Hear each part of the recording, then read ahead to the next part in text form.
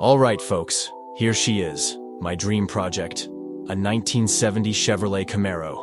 Right now she looks like she's survived 100 storms and more. But stick around, this rusty relic is about to become a beast on wheels. Why this Camaro? Muscle car legend, pure American power, and that unmistakable roar that makes heads turn. Plus, who doesn't love a good underdog story?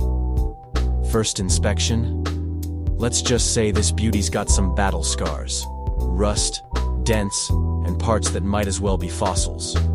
Before jumping in, I made a plan. What to fix first, what parts to replace, and which ones need a little TLC. It's like prepping for a marathon, except with more grease. Time to strip it down, removing bolts that fought harder than a heavyweight boxer, sanding every surface and getting rid of decades of grime. Not gonna lie, some parts were stubborn. Bolts refused to budge, and I might have shouted a few choice words, but every challenge just made the win sweeter. Next up, new brakes, fresh suspension, and a rebuilt engine, giving this Camaro a heartbeat that can roar louder than ever. Now, for the makeover, a stunning rally red paint job that'll stop traffic and turn heads.